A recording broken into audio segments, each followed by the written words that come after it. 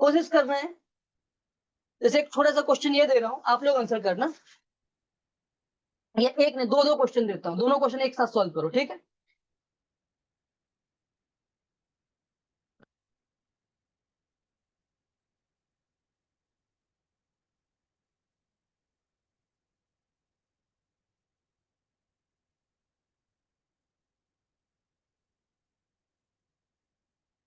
या V naught के term में आंसर कर लो फिलहाल। क्वेश्चन आपके लिए, if v is equal to V naught sine omega t, resistance is R, find the value of I. एक काम करता हूँ, चेंज करता हूँ थोड़ा सा, ओमेगा टी प्लस π/3, ठीक है। क्वेश्चन नंबर 1 और क्वेश्चन नंबर 2 दोनों एक साथ दे रहा हूँ, क्योंकि दोनों क्वेश्चन एक साथ मिलेंगे तो आप लोग रिलेट कर पाओगे।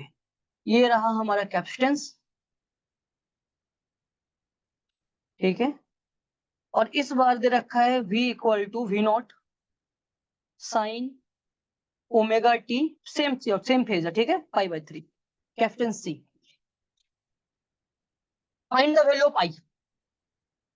क्वेश्चन है find I as a function of t. क्या करंट बता सकते हैं किसी भी टाइम टी पर आप लोग? चलो आपके आंसर का वेट कर रहा हूं। चलो, v equal to V naught sine omega t plus π/3 एंड v equal to V naught sine omega t plus, दोनों में वोल्टेज सेम है, ठीक है। इस बार यहाँ रेजिस्टर लगाया है, यहाँ कैपेसिटर लगाया है, तो बात करना है, बोलो क्या होगा। क्या आई बता सकते हो? सोचो। Find out I as a function of t. Find out I as a function of T.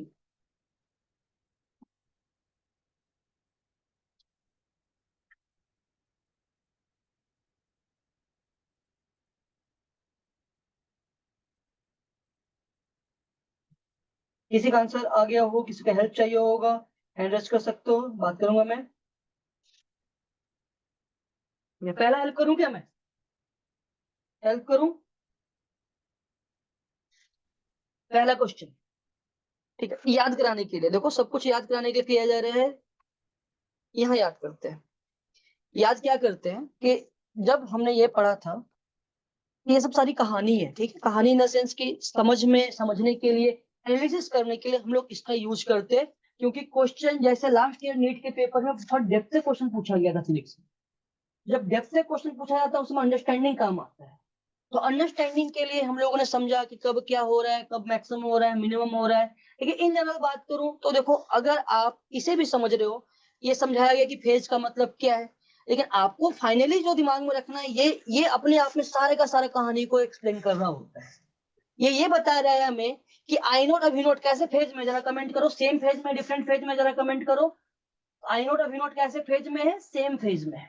अगर आई नोट और वी नोट अगर सेम फेज में है तो मैं ऐसे बोलूंगा, यहाँ पर आई नोट और वी नोट सेम फेज में है तो सिंपल सी बात ये है, मुझे फेज से मतलब है, तो मैं ऐसा लिखूंगा I equal to I naught, ठीक है।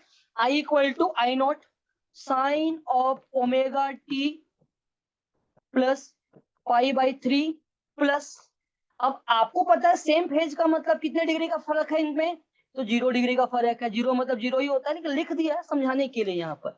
तो ये हो गया I equal to I naught sine omega t plus π/3, लेकिन आई नोट तो दे नहीं रखा है क्वेश्चन में, कैसे निकाले आई नोट? तो आई नोट के लिए फॉर्मूला बहुत ही सिंपल सा है, एक ही तो फॉर्मूला दिया है, v equal to I R वाले फॉर्मूला। इसके अलावा और कोई नया फॉर्मूला तो आ ही नहीं रहा है।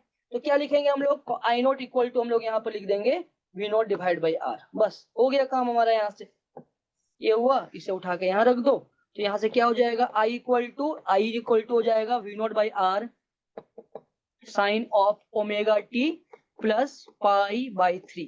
ध्यान रखना, अगर ये क्वेश्चन मेंस में नीट में आ रहा है तो समझ लो अच्छे लेवल पे क्वेश्चन आ रहा होगा, क्योंकि इन जनरल लोग फंक्शन ऑफ टाइम पे बात नहीं करते, लेकिन बहुत ही सिंपल सी बात है, बहुत ही सिंपल। दोनों के दोनों एक साथ मैक्सिमम, दोनों के दोनों एक साथ मिनिमम, इसका मतलब ये हुआ। तो क्या समझ में आया ना? जीरो का क्या मतलब हुआ? जीरो का मतलब हुआ कि आई नॉट और वी नॉट दोनों के दोनों कैसे हैं? सेम फेज में।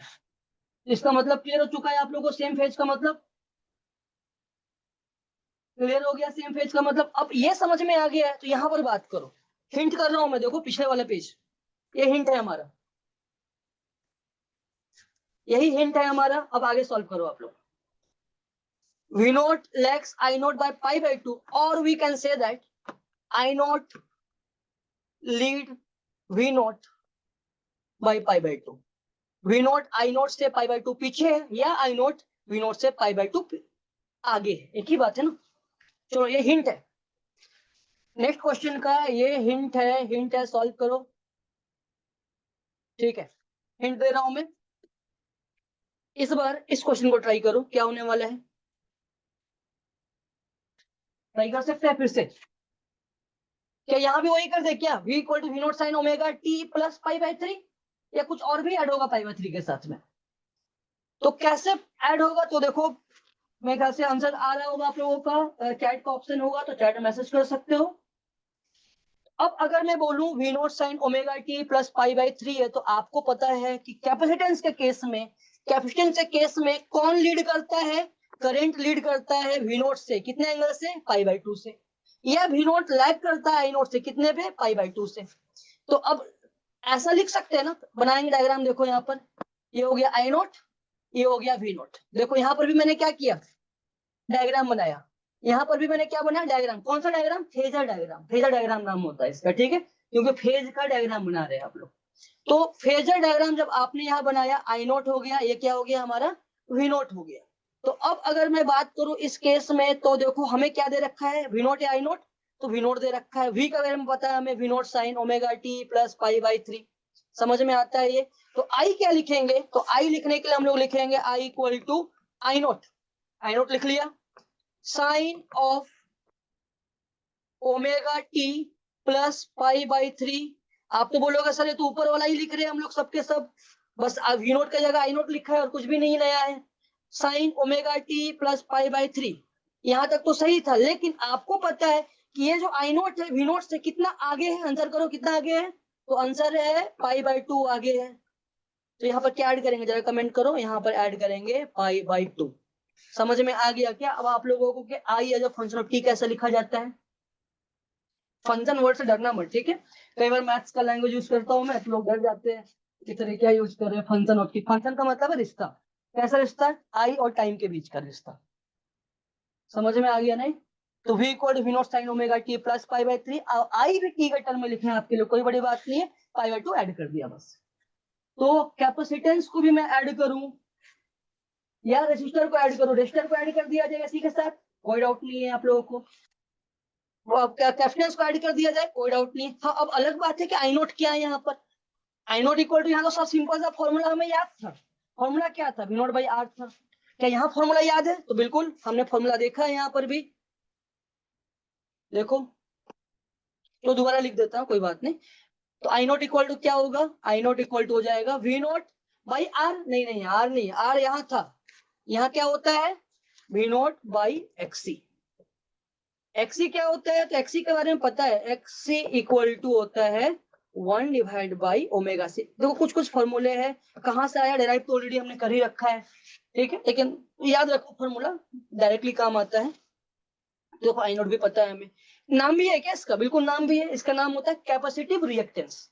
वो रेसिस्टेंस होता है ना, वैसे इसका नाम है, क्योंकि कैप्चर के लिए लिया जा रहा है तो नाम होता है इसका कैपेसिटिव रिएक्टेंस, ठीक है, कैपेसिटिव रिएक्टेंस। तो बस नोट डाउन कर लो, एक्स इक्वल टू क्या हो जाएगा, 1 डिवाइड बाई ओमेगा सी। तो क्या आप लोगों को यहां तक समझ में आ गया, कैपेसिटिव रिएक्टेंस सभी को समझ में आ गया, रिएक्टेंस का मतलब समझ में आ गया होगा आप लोगों को, क्लियर है?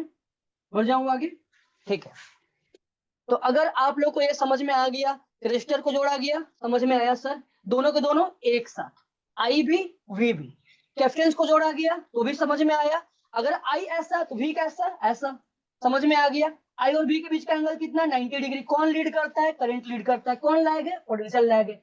यहाँ तक हमने बातें कर लिया। अब इसके आगे लास्ट एलिमेंट रह गया है, इस एलिमेंट को सीख लिया तो समझ लो पूरा एसी आपका हो गया, उसी आसपास सारे का सारा टॉपिक घूमेगा उसके बाद आगे। तो अब अगर मैं मान लो नेक्स्ट टॉपिक में जाता हूँ, कौन सा एलिमेंट रह गया, इंडक्टर रह गया है। तो अगर मैं इंडक्टर के केस को मैं डायरेक्टली जोड़ू, इंडक्टर को किसके साथ जोड़ा जा रहा है, फिर से वही कहानी, इसे एसी के साथ जोड़ा जा रहा है। और कैसे जोड़ा जा रहा है, तो लेट सपोज यहाँ पर एल दे रखा है, मान लो आई हमें पता है, आई का वैल्यू क्या दे रखा है, तो I equal to let suppose I naught of sine of omega t हमें दे रखा है, ठीक है, दिख रहा है ना आपको, I equal to I naught sine omega t. एक ही फॉर्मूला जो आपने ईएमआई में सीखा है, आज फर्स्ट लेक्चर से लेके अभी तक बात करूं तो मैं 5-6 कितनी बार रिपीट कर चुका हूं, क्योंकि फॉर्मूला आपके दिमाग में बस जाए।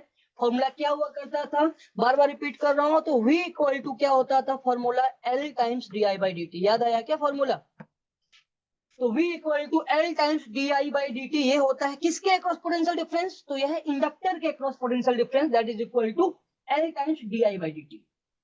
क्या आपको आई पता है, तो हाँ सर हमें पता है आई क्या है, तो आई है I naught sine omega t हमारे सामने।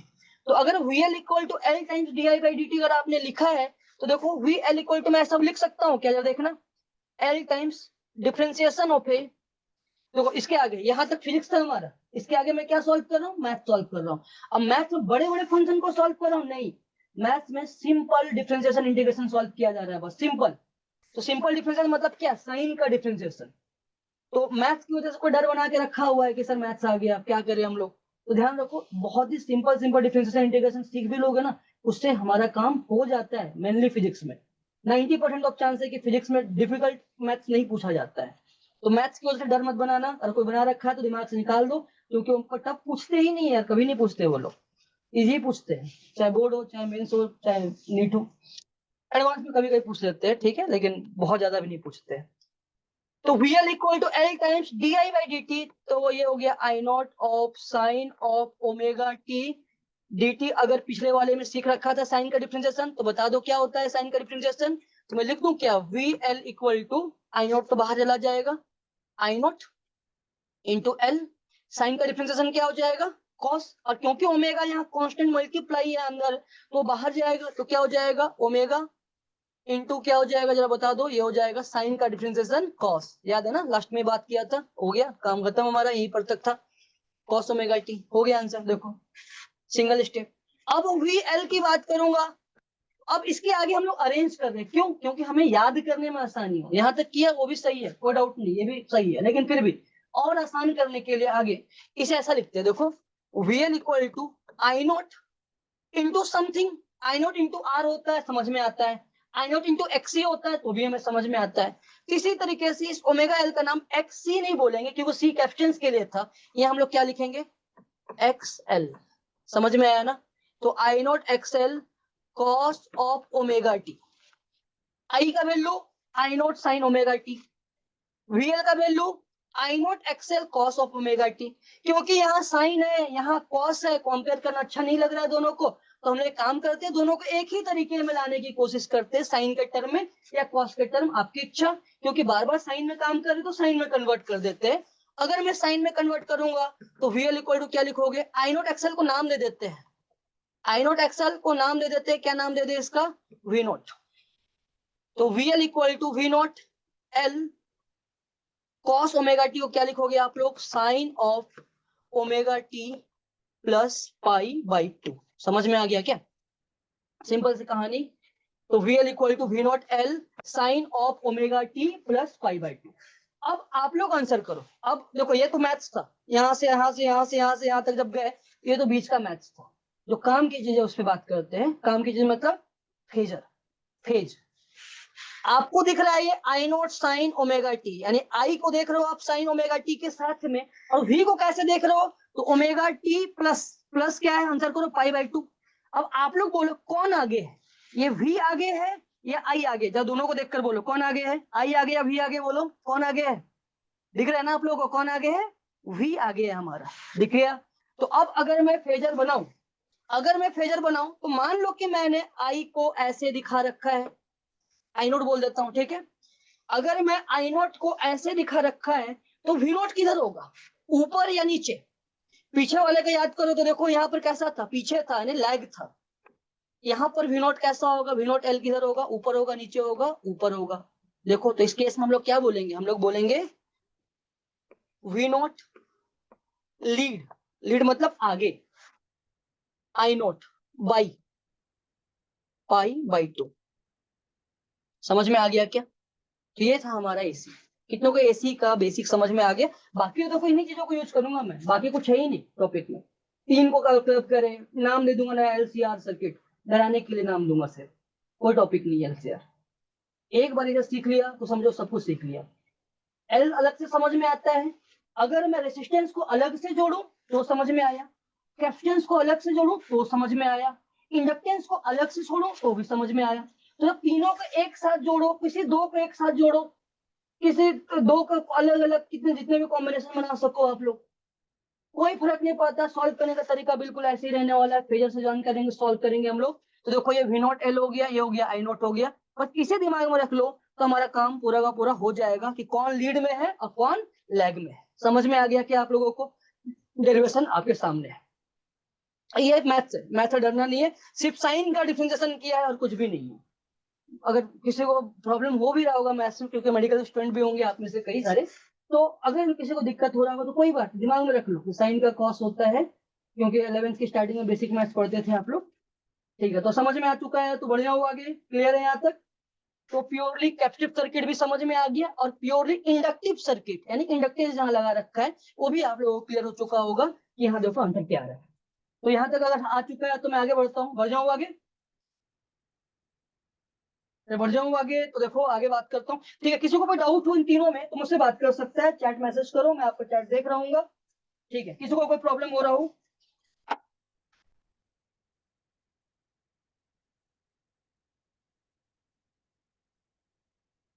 कोई दिक्कत हो रहा हो पूछ लो इसके आगे का। कोई दिक्कत नहीं हो रहा है, मैं दे दूं क्या क्वेश्चन एक?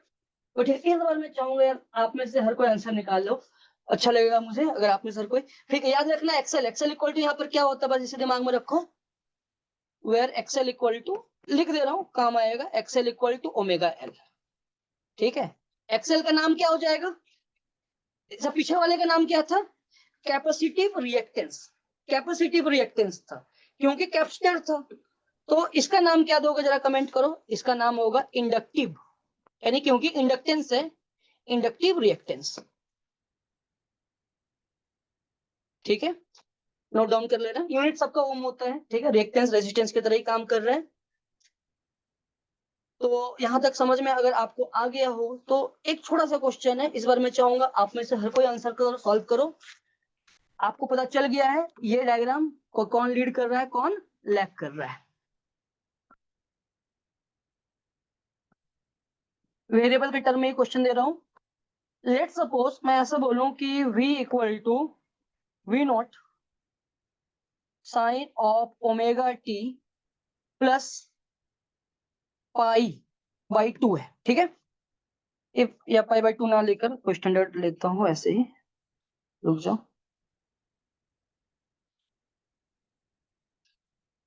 ठीक है, तो एक काम करो यहाँ पर π/2 ना लेके π/3 ले लो। ठीक है, कोई सेम कहानी, सेम पोटेंशियल को ऐड किया है, सेम डाटा दे दे रहा हूँ क्योंकि आपको सोचना आसान रहे, रिलेट कर पाओ तीनों के बीच में। तो v equal to V0 sine omega t plus π/3 है, इंडक्टर L दे रखा है। आपके लिए क्वेश्चन है वही कहानी, सेम कहानी की क्वेश्चन है, find the value of I as a function of t। क्या I का वैल्यू टाइम के टर्म में आप निकाल सकते हो क्या? तो सॉल्व करो, टाइम दिया आपको 1 मिनट का क्वेश्चन है वैसे, 1 मिनट और एक्स्ट्रा देता हूँ, 2 मिनट, चलो सॉल्व करो। Find the value of I as a function of t, कर सकते हो सॉल्व? हिंट चाहिए, पिछला पेज।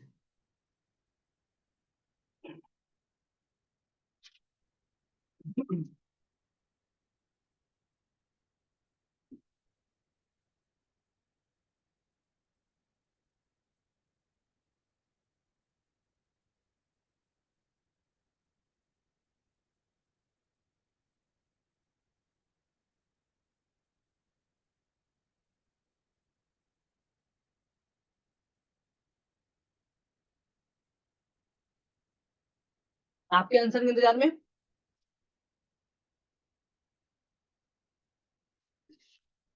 रिस्पॉन्स करो, कुछ आ रहा हो आंसर चैट में, दिक्कत हो तो भी पूछ लो। ठीक है, रामाजी एचएसएस बोलो, कुछ आ रहा है क्या? रामाजी रिस्पॉन्स कम हो गया आप लोगों का। पहले बहुत ज्यादा रिस्पॉन्स रहता था आप लोगों की साइड से, इस बार रिस्पॉन्स थोड़ा कम आ रहा है आप लोगों का। गंजम।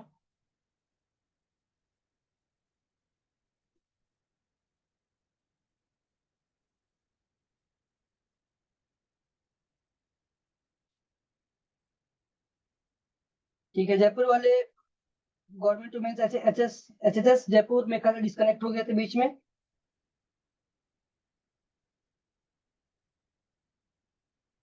ठीक है, राजलक्ष्मी बोलो, आ रहा है कुछ?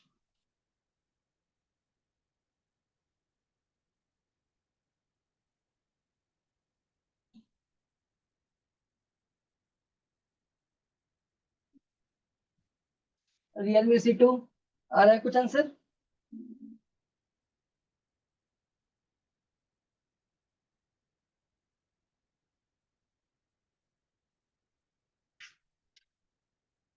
इधर को सीख जाओ एक बार, आंसर आ जाएगा। हिंट करूं मैं? अच्छा, लिखने में टाइप करने में प्रॉब्लम हो रहा होगा मेरा, साइन कॉस ये सब टाइप करना हो रहा है। ठीक है, तो देखो फिर से वही कहानी, कौन लीड करता है कौन लैग करता है, बस इसे दिमाग में रखो। तो लीड कौन करता है यहाँ पर? यहाँ पर वी नॉट इधर होगा तो आई नॉट इधर होगा। यानी मैं बोलूंगा वी नॉट आई नॉट से π/2 आगे है, या आई नॉट वी नॉट से π/2 पीछे है, एक ही बात है। समझ में आता है? तो हमें क्या लिखना है, आई लिखना है वी लिखना है?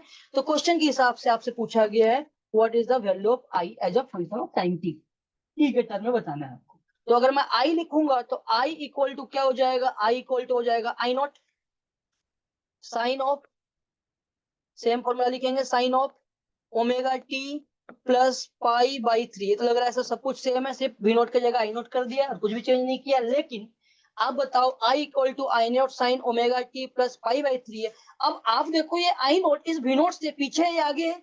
दिख रहा है ना, ये वी नोट आगे है π/2, या मैं बोलू आई नोट वी नोट से π/2 पीछे है। तो अब क्या लिखोगे, I equal to I naught sine omega t plus π/3 minus, क्योंकि पीछे है, ये हो गया π/2। π/3 माइनस π/2 क्या हो जाएगा, -π/6। तो क्या हो जाएगा finally, I equal to I naught of sine of omega t minus π/6। ठीक है, π/3 माइनस π/2 π/6 हो जाएगा। तो यहाँ तक समझ में आ गया आप लोगों को, क्लियर हो चुका है? किसी को डाउट्स हो तो चैट में मैसेज कर सकते हो मुझसे, या फिर कोई भी प्रॉब्लम हो रहा हो कि नहीं सर थोड़ा सा प्रॉब्लम हो रहा है तो मैं और एक दो एग्जाम्पल ले लूंगा। ठीक है, समझ में आ गया यहाँ तक?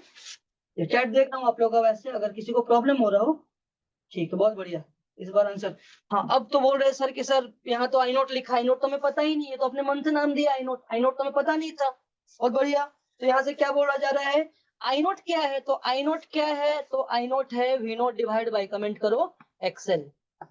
आर होता था तो समझ में आया, एक्सी आ गया तो समझ में आया, तो बस एक्सेल है। अब एक्सेल क्या है, तो एक्सेल का वैल्यू है ओमेगा एल। थोड़े थोड़े फॉर्मूले आ रहे हैं यार, याद कर लो, इस छोटे सा फॉर्मूला को देख लोगे, ये 3 घंटे का लेक्चर आपको आपके पेपर में 12 नंबर दे सकते हैं। कभी कभी ऐसी से दो दो तीन तीन क्वेश्चन पूछ लेते हैं ये लोग मतलब नीट वालों की बात कर रहा हूँ मैं। ठीक है, तो बहुत बढ़िया, आंसर सही है।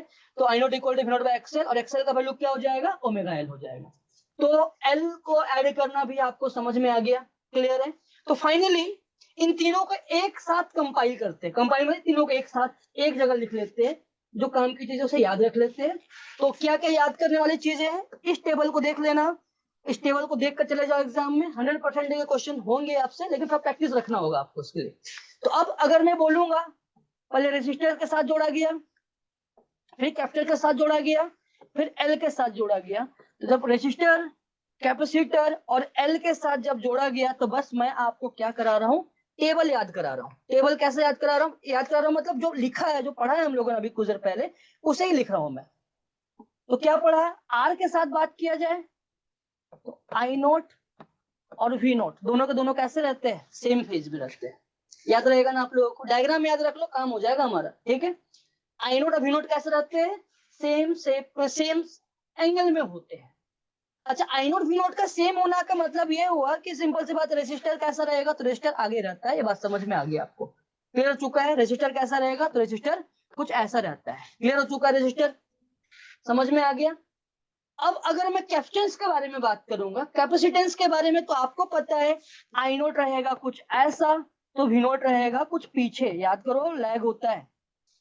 ये आई नोट हो गया, ये भी आई नोट हो गया। आई नोट को मैं हमेशा हॉरिजॉन्टल में दिखा रहा हूँ, याद करना आपके लिए आसान रहेगा, इसके लिए इसे वी नोट सी बोल देता हूँ, इसे वी नोट आर बोल देता हूँ, क्योंकि रजिस्टर का था। वी नोट भी बोला तो गलत नहीं है, लेकिन नाम पता होना चाहिए। तो वी नोट आर हो गया, वी नोट सी हो गया, तो वी नोट सी π/2 पीछे है। एल के बारे में बोलो, अभी भी जस्ट पढ़ा है, भूल तो नहीं गए ना आप लोग। क्या होगा, आई नोट को मैंने ऐसे दिखाऊंगा, तो बताओ वी नोट किधर, ऊपर या नीचे? ऊपर या नीचे? जहां भी बैठो एक साथ आंसर करना, क्लासरूम में एक साथ आंसर चाहिए होगा, बाद में रिस्पॉन्स मुझे पता चल जाता है आप लोगों का, ठीक है? तो रिस्पॉन्स करो क्लास में, तो कमेंट करो, आई नोट इधर हो गया, वी नोट ऊपर होगा या नीचे होगा? तो वी नोट किधर हो जाएगा, वी नोट हो जाएगा ऊपर, इसे बोलेंगे V naught by L, angle हो गया π/2। बस इसे ही दिमाग में रखो, काम हमारा हो जाएगा। समझ में आ गया, क्लियर हो गया? इस डायग्राम को रखोगे दिमाग में तो सारे का सारी चीजें यहीं से क्लियर हो जाने वाला है। तो यहां तक कोई डाउट है क्या आप लोगों को?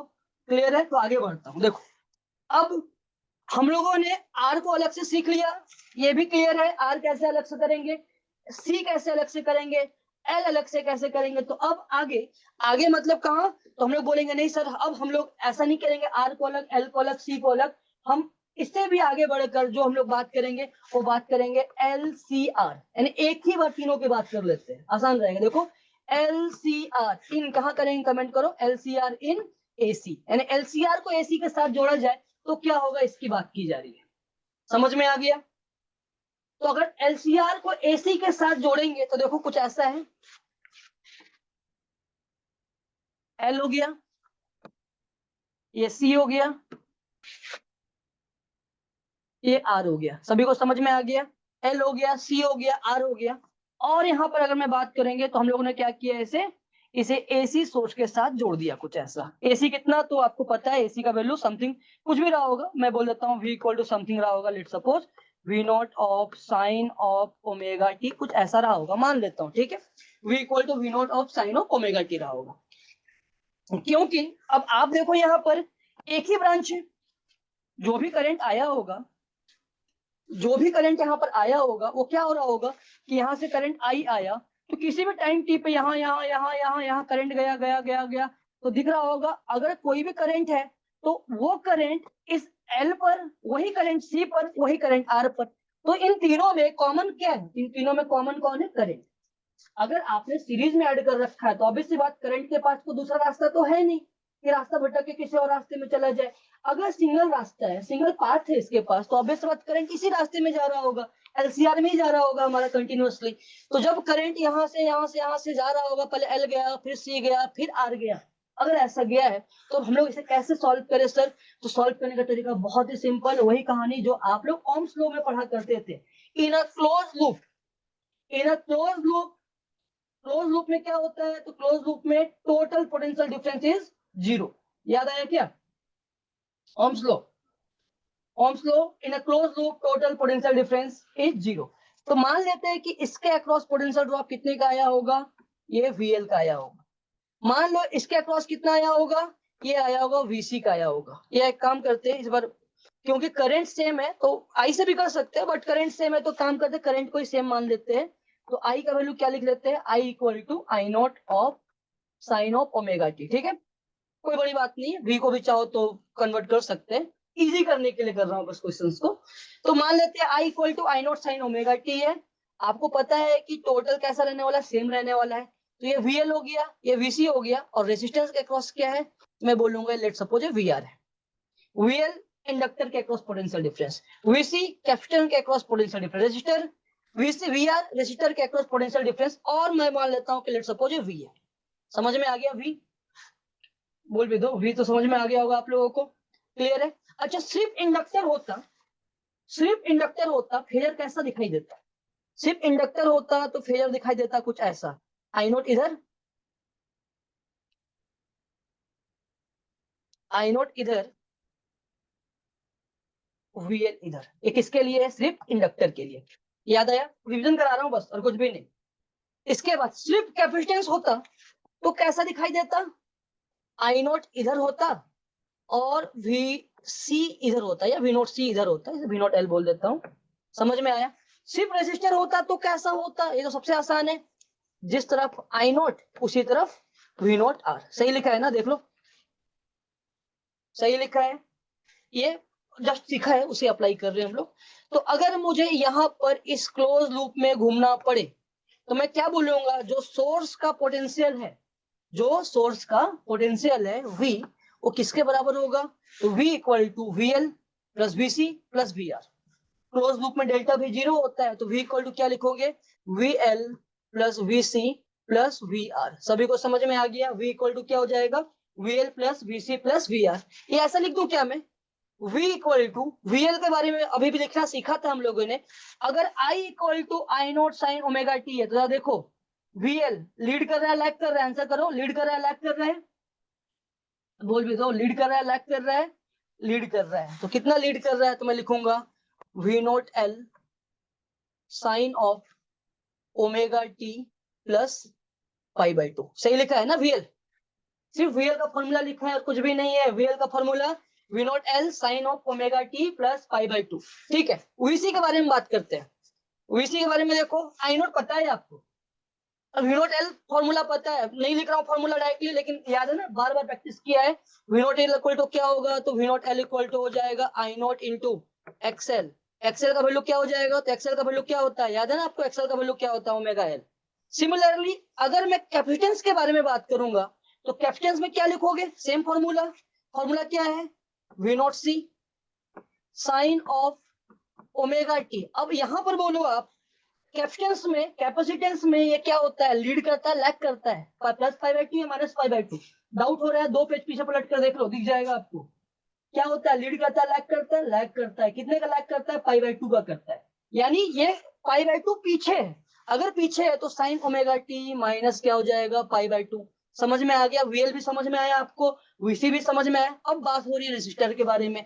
अगर यहाँ जा रहा है रेजिस्टर, सबसे आसान काम, आसान काम क्यों, क्योंकि जैसा करंट का फेज वैसा ही पोटेंशियल डिफरेंस का फेज। अगर ऐसा है तो यहाँ पर क्या लिखने वाले हो, that is equal to V naught R sine of सिर्फ ओमेगा टी। हो गया काम खत्म यहीं पर। तो ये हमारा है क्या, ये हमारा potential difference across a source है। तो V naught sine omega t plus pi by 2, V naught C sign omega t minus pi by 2, और V naught R sign omega t. अब V नॉट L क्या होता है, तो V not होता है L होता है I naught into XL। XL क्या होता है, तो ओमेगा L होता है। ये तो पुरानी कहानी है, इसलिए डायरेक्टली लिख रहा हूं मैं। ये बात करूं V नॉट के बारे में, तो ये V नॉट क्या होता है, आई नॉट इंटू XC होता है। XC क्या होता है, तो XC इक्वल टू होता है, XC equal to 1 divide by omega C होता है। बस फॉर्मूला लिख रहा हूँ, दिख रहा है ना आपको।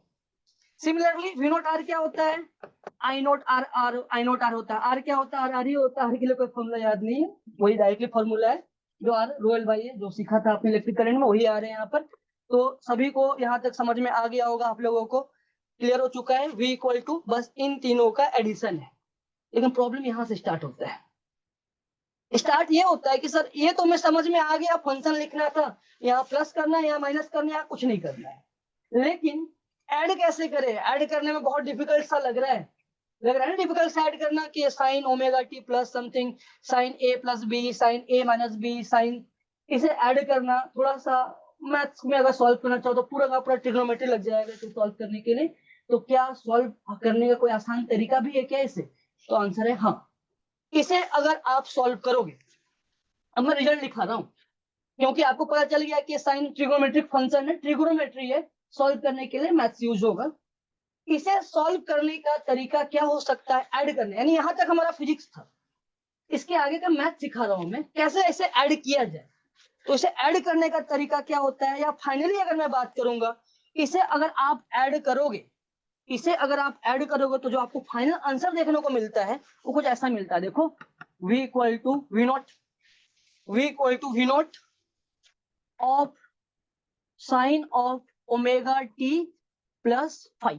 बस अब यहां पर देखा जाए तो हमें दो चीजें नहीं पता है, कौन कौन सा नहीं पता है, एक V नॉट नहीं पता है, दूसरा ये फाई क्या है, या फाई नॉट बोल देता हूँ, फाई नॉट क्या है हमें नहीं पता। अगर हम V नॉट और फाई नॉट बता दे तो आप बता सकते हो ना फाइनली यहाँ पर V का वैल्यू क्या आएगा, आंसर में बताया जा सकता है ना V का वैल्यू फाइनली क्या देखने को मिलेगा। तो मैं ऐसा लिख सकता हूँ V equal to V naught sine omega t plus phi naught. तो अब इसका कैसा लिखा जाए, कैसे इसे वी नोट सॉल्व किया जाए, कैसे फाई नोट निकाला जाए। देखो सॉल्व करने का तरीका कितना आसान सा है।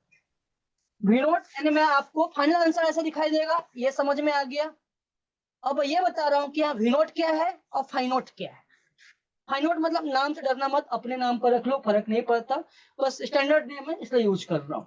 तो V naught sine omega t plus phi naught, तो हमें इन दोनों का वैल्यू निकाल ले तो हम बता सकते हैं कि इतना डरावना सा जो फंक्शन दिख रहा है, देखने में लग रहा है डरावना, इसको ऐड करने के बाद फाइनली कैसा दिखाई देगा, कुछ ऐसा दिखाई देगा। लेकिन हमें यह पता होना चाहिए कि वी नोट क्या है और फाई नोट क्या है। अब कैसे निकाले sir V naught phi naught, तो उसे निकालने का तरीके को हम लोग बोलते हैं फेजर। क्या नाम होता है जरा कमेंट करो, फेजर।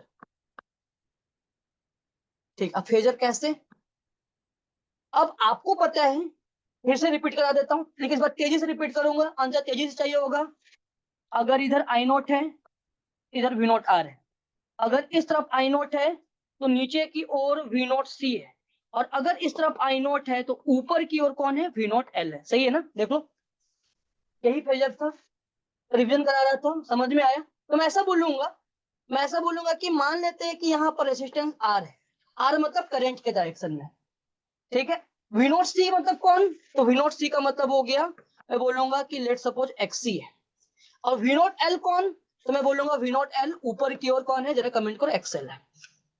अगर मैं इसका वेक्टर, हालांकि वेक्टर नहीं है फेजर है, इसका ध्यान रखना, अगर मैं इसका वेक्टर निकालना चाहूं तो मैं ऐसा लिख सकता हूं क्या, जरा देखो, मैं बोलूंगा इस तरफ रजिस्टर आर है, अगर एक्सएल एक्सी से बड़ा है तो नेट किधर होगा, इन दोनों का ऊपर, और अगर एक्सी एक्सएल से बड़ा है तो नीचे के नेट किधर होगा, नीचे। मैं ऐसा लिख देता हूँ, ऊपर की ओर क्या हो जाएगा, ये हो जाएगा एक्सएल माइनस एक्सी। सही लिखा है ना, देख लो, register R XL minus XC. अगर इन दोनों को वेक्टर एडिशन करना है तो वेक्टर एडिशन इसे जेड बोल देते हैं, रिजल्टेंट इसका आएगा। तो जेड का वैल्यू क्या होने वाला है, जेड इक्वल टू हो जाएगा root over of a, simple 90 degree में दो वेक्टर के एडिशन के जैसा, समझ में आ रहा है ना। तो जेड इक्वल टू क्या हो जाएगा, R square plus XL minus XC का होल स्क्वायर, ये हमारा जेड हो गया। और अगर ये फाई की बात करूंगा मैं, या फाई नोट की बात करूंगा, तो 10 phi naught, 10 phi naught equal to क्या लिखोगे जरा कमेंट करो, या कॉस लिख देता हूँ, कॉस आता है काम का, थोड़ा सा देख लो कॉस। तो अगर कॉस फाई नोट की बात करूंगा मैं तो क्या लिखने वाले हो, cos phi naught equal to R divide by Z. तो जेड भी समझ में आ गया, कॉस फाई नोट भी समझ में आ गया। तो आपको समझ में आया ना फाई नोट क्या आया यहाँ से। तो उस ट्रिगो को सॉल्व करने के बाद आपके पास फाइनली कुछ ऐसा दिखाई देगा, लेकिन अभी भी समझ नहीं आया सर वी नोट क्या है। तो वी नोट क्या है, वही फॉर्मूला, आई नोट इंटू समथिंग। अब समथिंग कौन है, ये समथिंग है जेड। तो मैं आपको इनडायरेक्टली जेड निकालना सिखा रहा था। जेड का भी नाम है कुछ, हाँ नाम है इसका इंपिडेंस बोलते हैं इसे, ठीक है, इंपिडेंस बोला जाता है। तो वी नोट इक्वल टू क्या हो जाएगा, आई नोट इंटू जेड। समझ में आ गया। फिर जैसे सॉल्व करना, कैसे सॉल्व किया, दोनों एक साथ 90 डिग्री ये, तो बस वही है, एक्सेल वाला एक्सेल वाला, एक्सी वाला एक्सी वाला, रेजिस्टेंस रेजिस्टेंस, इनका रिजल्टेंट निकाला, बस इसके आगे और कुछ भी नहीं है। ये हुआ फेजर। तो वी नोट इक्वल टू हो जाएगा I naught Z sine of omega t plus phi naught, where phi naught is equal to cos phi naught equal to R by Z. तो क्या आप लोगों को क्लियर हो चुका है यहाँ से कि वी कैसे निकाला गया, क्लियर है ना वी नोट। तो क्या लिखोगे आप लोग जरा कमेंट करो, तो यहाँ से लिख सकते हो V naught is equal to I naught into Z, note down कर लेना इससे। जेड निकाला कैसे, तो देखो Z equal to this,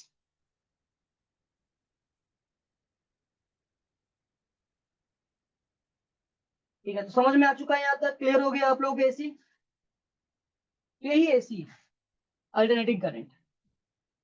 inductor अलग कैपेसिटर अलग, ये अलग, तो इसे सॉल्व करना कोई बड़ी बात नहीं, किया जा सकता है सर, ठीक है। तो यहाँ तक क्लियर है, तो बढ़ जाऊंगा आगे, ठीक है, ठीक है। तो अब ये समझ में आ गया, तो इसी का एक पार्ट है रेजोनेंस, रेजोनेंस बोला जाता है, इसी से सिखा देता हूँ मैं आप लोगों को, छोटा सा टॉपिक है, देख लो रेजोनेंस। अगर मैं रेजोनेंस की बात करूंगा, मैं रेजोनेंस, रेजोनेंस का मतलब वही रेजोनेंस है जो कि आप लोगों ने कभी वेव थ्योरी में पढ़ रखा है। तो रेजोनेंस का मतलब होता है मैक्सिमाइज करना, किसी भी चीज को मैक्सिमाइज करना, यानी करेंट को हमें मैक्सिमाइज करना है। तो अगर करेंट को मैक्सिमाइज करना है तो आपने क्या लिखा, I naught equal to V naught by Z. Z क्या था, तो देखो जेड क्या था, जेड क्या था, तो Z equal to R square plus XL minus XC का होल स्क्वायर। तो मैं से ऐसा लिख दूं क्या, V naught divide by root over of a R square plus XL minus XC का होल स्क्वायर।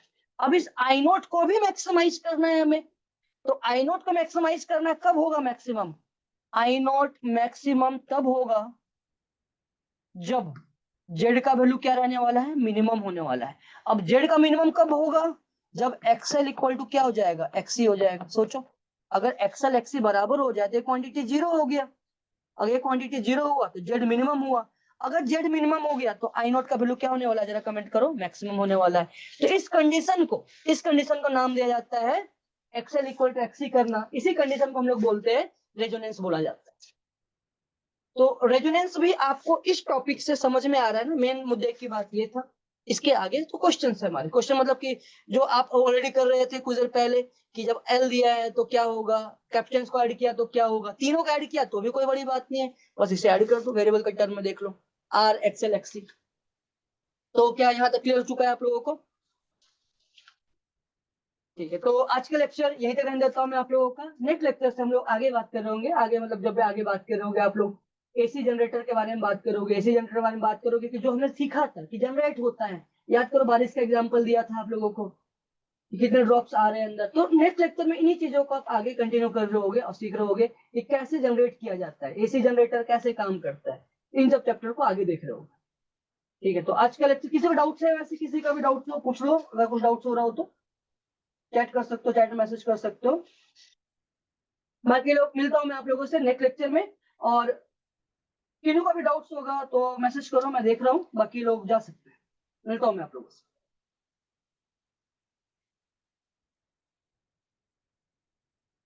ठीक है, तो ठीक है, मिलता हूँ मैं आप लोगों से नेक्स्ट लेक्चर में, फिर मिलता हूँ।